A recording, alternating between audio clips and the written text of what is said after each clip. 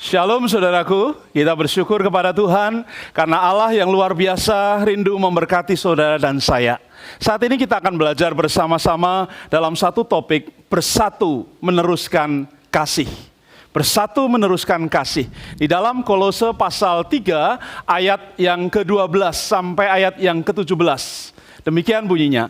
Karena itu sebagai orang-orang pilihan Allah yang dikuduskan dan dikasihinya, kenakanlah belas kasihan, kemurahan, kerendahan hati, kelemah lembutan dan kesabaran.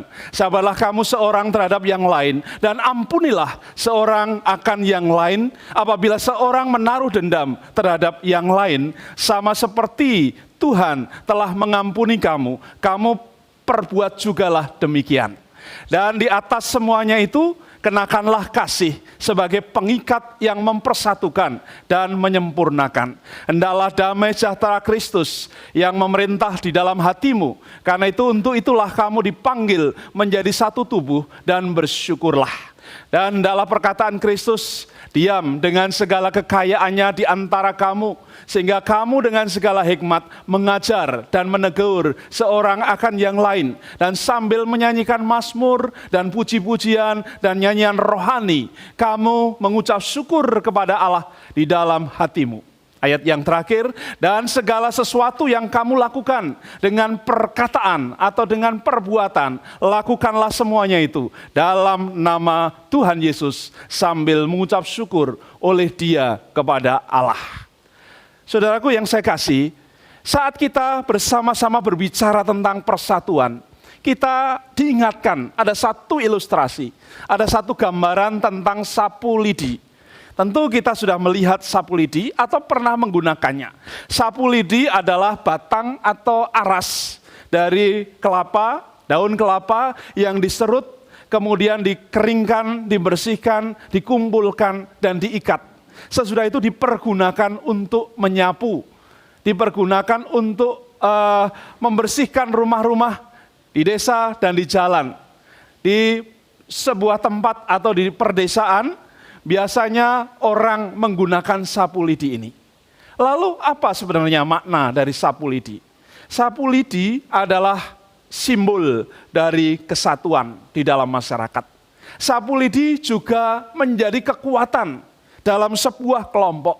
Sehingga saat kita bersatu, diikat dengan ikatan yang kuat, kita punya kekuatan yang besar. Namun sapu lidi juga menjadi simbol kesederhanaan. Karena tidak memerlukan hal-hal yang rumit, dia diikat dan langsung dipergunakan. Sapu lidi juga menjadi simbol persekutuan atau gabungan dari orang-orang percaya. Kalau sapu lidi ini sendirian, maka dia gunanya tidak maksimal. Mungkin berguna, tapi hanya sebatas kecil saja. Namun ketika saya dan saudara bersatu, memaknai, maka kita menjadi pribadi-pribadi yang kuat. Orang-orang percaya adalah gambaran seperti sapu lidi ini. Gambaran yang kedua adalah gambaran dari bara api. Mari kita lihat sama-sama bara api ini. Bara api ini menyala luar biasa dan memberi panas yang luar biasa. Dan berguna untuk memasak, berguna untuk membakar sate, berguna untuk hal-hal yang lain. Namun ketika bara api ini diambil, lalu dia disendirikan, dia akan redup, mati dan tidak berguna. Ini adalah gambaran persekutuan orang percaya dalam dunia sekarang ini. Apakah sebenarnya kesatuan itu? Kesatuan atau unity adalah penggabungan dua pihak atau lebih untuk mencapai suatu tujuan atau hasil yang sudah disepakati. Kesatuan ini dapat diwujudkan dengan saling mengasihi, dengan saling melayani, saling membantu, saling mengampuni, saling mengakui dosa, dan saling mendoakan, saling menasihati, dan juga saling menghibur. Kalau kita ibarat barisan, kita sedang berbaris bersama-sama. Saya ingin mengajak kita sekalian memperhatikan sebuah gambaran. Ya. Kita akan menyaksikan sebuah peragaan. Saya undang beberapa teman untuk bisa menolong saya memeragakan bagian tentang kesatuan ini. Saudaraku, dalam kesatuan kita menjadi orang-orang yang luar biasa. Mari silahkan. Ya. Saudara yang dikasihi Tuhan, inilah orang-orang yang ada dalam kehidupan kita sehari-hari. Mereka orang-orang yang sudah Tuhan pilih menjadi pribadi-pribadi yang luar biasa. Ada yang muda, ada yang sedang, ya, ada yang sudah tua, dan ada bagian-bagian yang luar biasa menarik. Mereka menghadap kepada kita, ada yang senyum, ya, mereka orang-orang luar biasa. Ya, saat mereka berdiri, mereka punya posisi dan peran di dalam gereja, di dalam masyarakat, dan di dalam keluarga. Waktu cahaya datang, waktu kondisi normal mereka menatap dengan luar biasa. Namun tidak selamanya seperti itu. Apalagi ketika masalah datang, kadang-kadang mereka akan memejamkan mata. Boleh silahkan saudara memejamkan mata semuanya. Ya, kita nggak tahu apa yang terjadi dalam kondisi ketika mereka memejamkan mata. Saat mereka memejamkan mata itu, banyak kuasa-kuasa, banyak pribadi-pribadi yang bergerak. Dan tiba-tiba pribadi itu nggak tahu membawa kita kemana.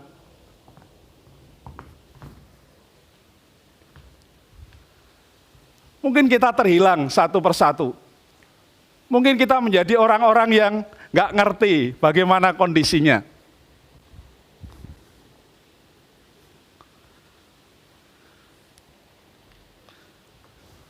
Saudara yang saya kasih, ketika saudara berbaris rapi dalam kondisi yang normal, semua berjalan baik, tidak masalah. Tetapi hari ini ketika saudara berdiri sendiri-sendiri, saudara sendirian dengan segala kepandaian kemampuan saudara, kita gampang dipisahkan.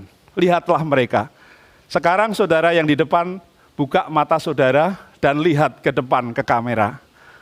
Saudara ada di mana sekarang?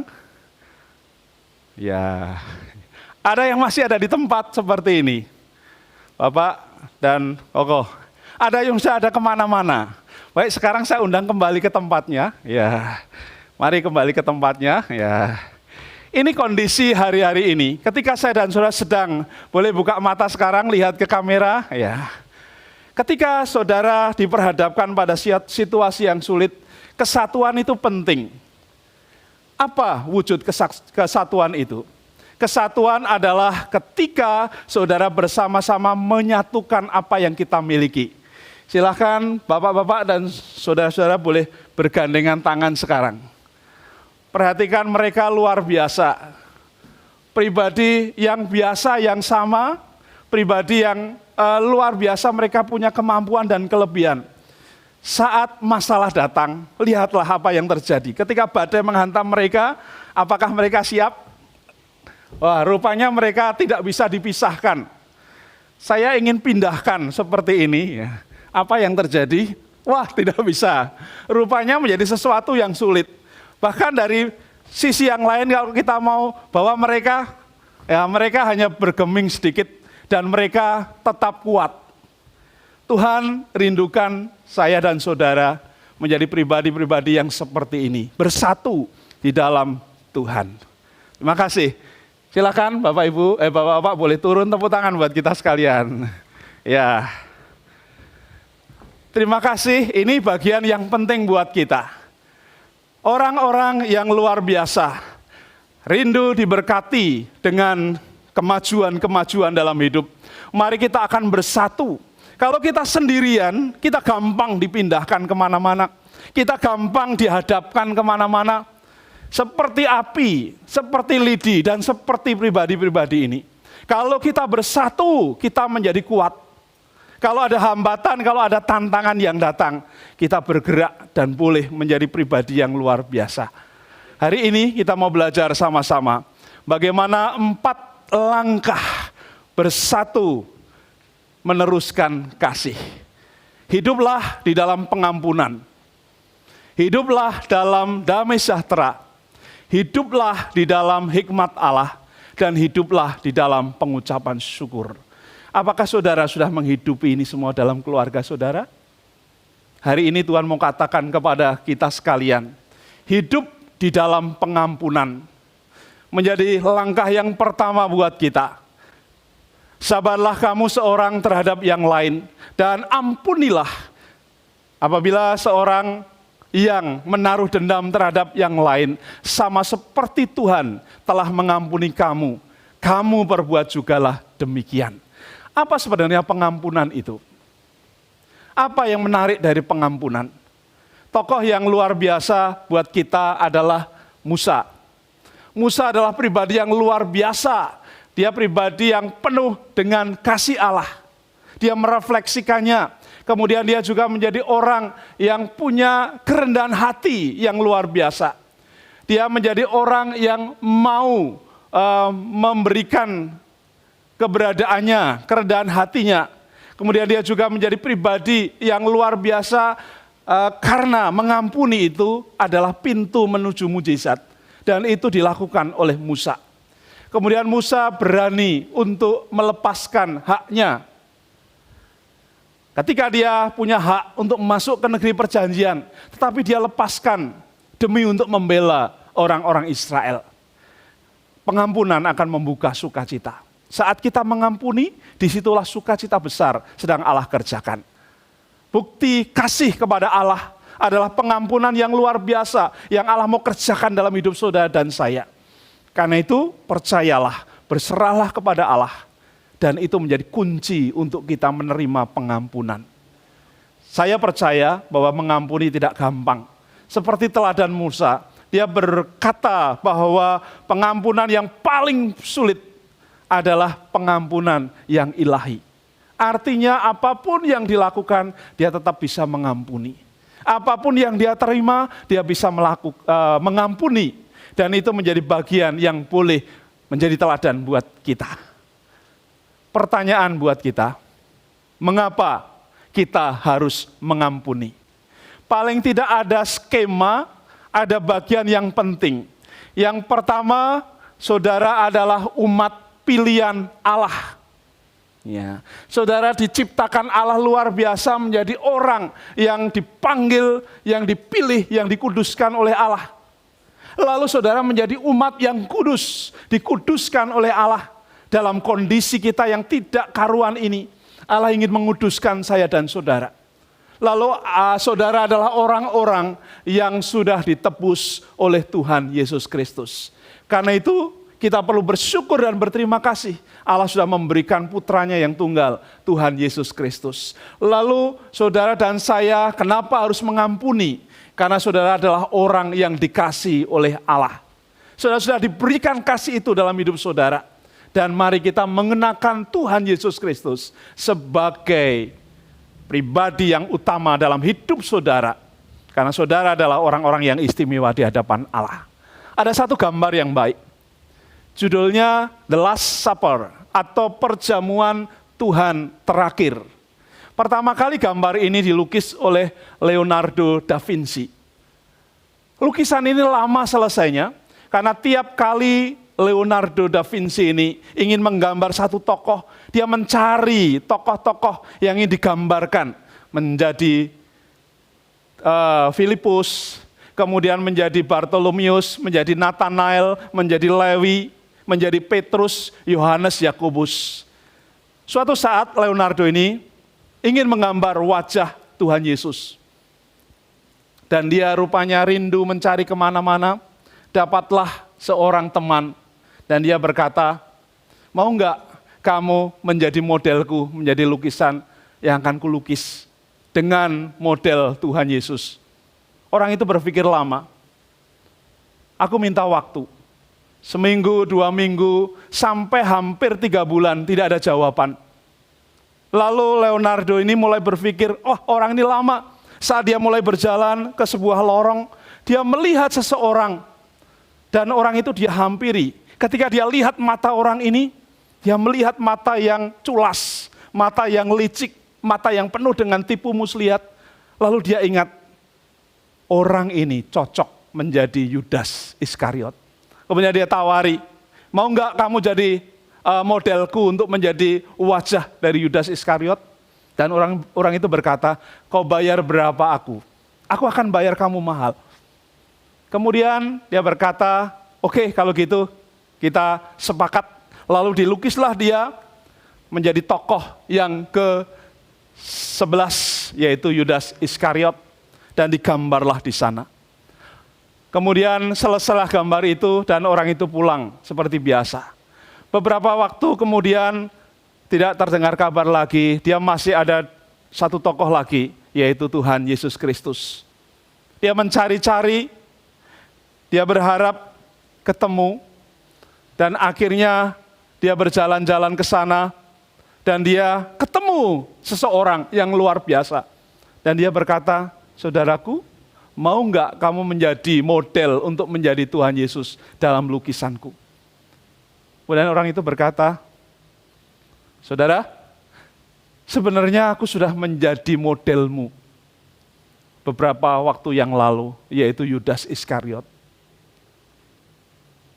Dan Leonardo da Vinci itu mulai berpikir, kenapa dalam waktu begitu cepat terjadi perubahan? Orang yang sama dengan wajah yang berbeda.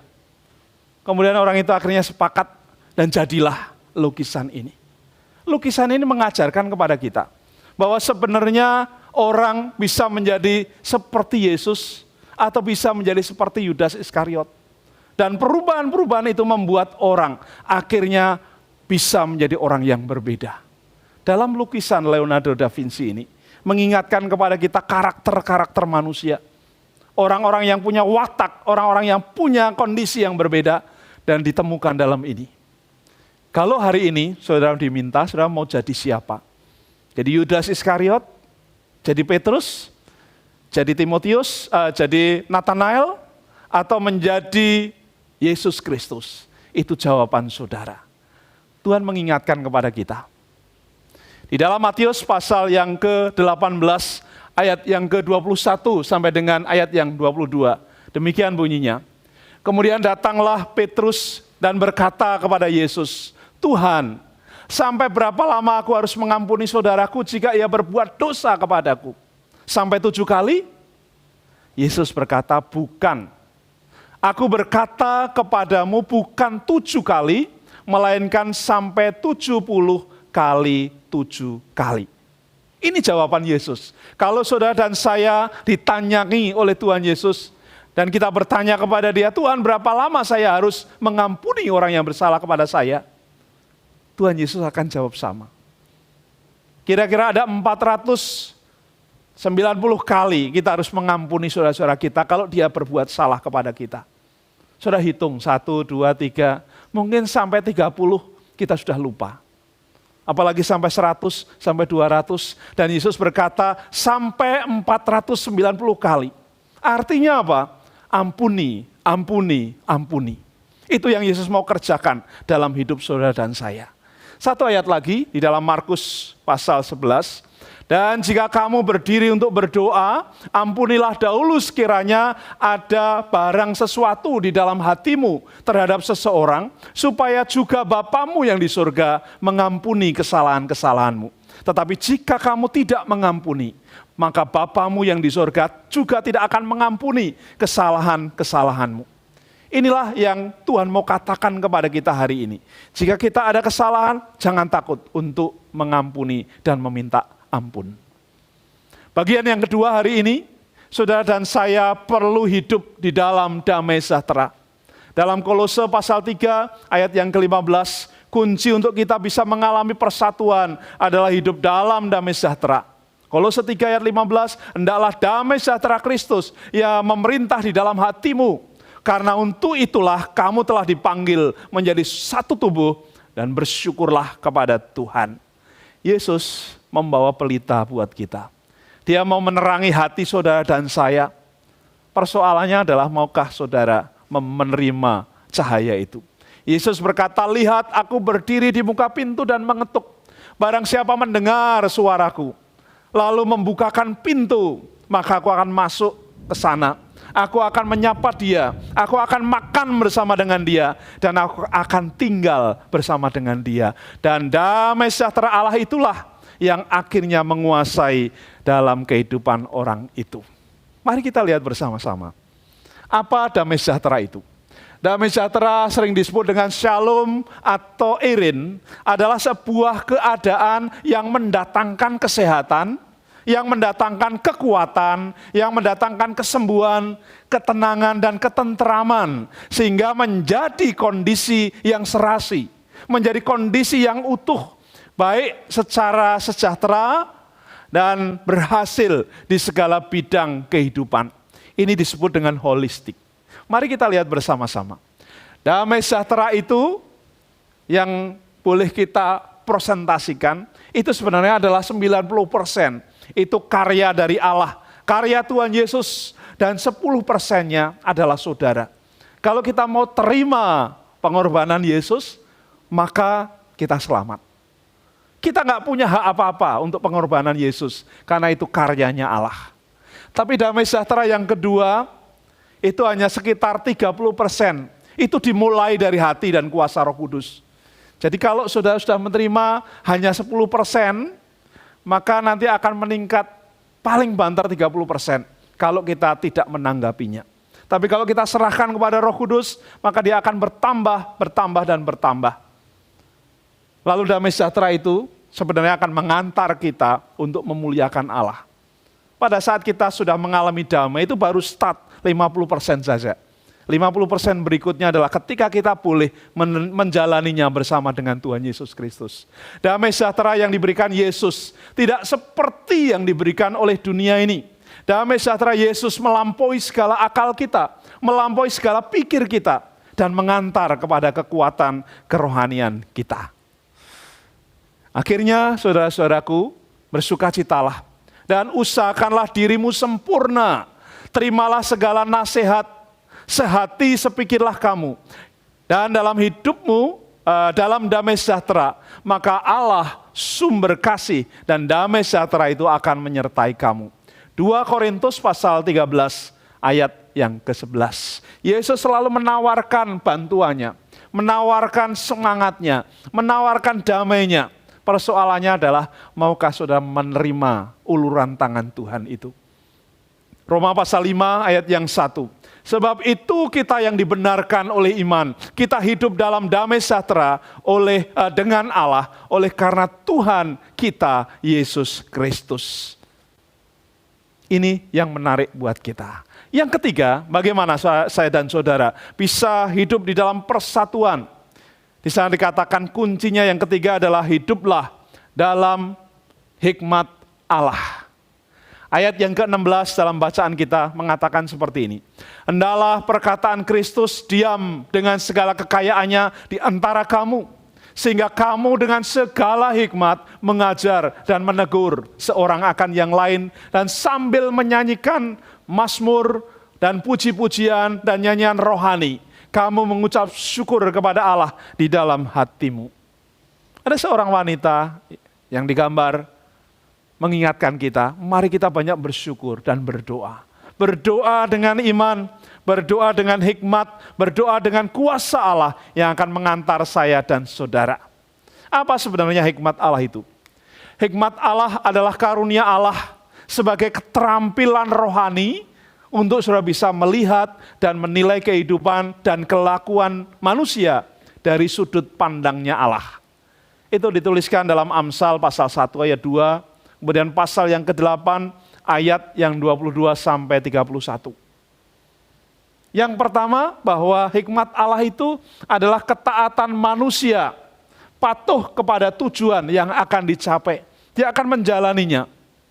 Kemudian yang kedua, di sana berkaitan dengan jiwa manusia. Ada aspek hidup yang menghubungkan manusia dengan Tuhan. Itulah jiwa kita. Orang boleh katakan dengan roh kita. Tapi yang ketiga di sana dikatakan kepada kita adalah kapasitas kita sebagai manusia. Kapasitas ini bermuara dari hati saudara. Mari kita bangun kehendak kita seiring kehendak Allah yang akan mengatur hidup kita sebagai manusia. Karena Tuhanlah yang memberikan hikmat, dari mulutnya datang pengetahuan dan kepandaian, maka engkau akan mengerti tentang kebenaran, keadilan, dan kejujuran. Bahkan setiap jalan yang baik, karena hikmat akan masuk ke dalam hatimu, dan pengetahuan akan menyenangkan jiwamu. Amsal pasal yang ke-6, pasal 2 ayat yang ke-6. Lalu pasal yang ke-9, ayat yang 9 sampai dengan ayat yang ke-10. Ini menarik karena setiap orang yang menerima hikmat dari Allah, dia akan bersinar, bercahaya, dan menjadi berkat dimanapun dia berada. Yang terakhir, bagaimana kita bisa hidup di dalam kesatuan? Hiduplah di dalam pengucapan syukur. Kolose pasal 3, dan segala sesuatu yang kamu lakukan dengan perkataan atau perbuatan, lakukanlah semuanya itu dalam nama Tuhan Yesus, sambil mengucap syukur oleh Dia kepada Allah Bapa kita.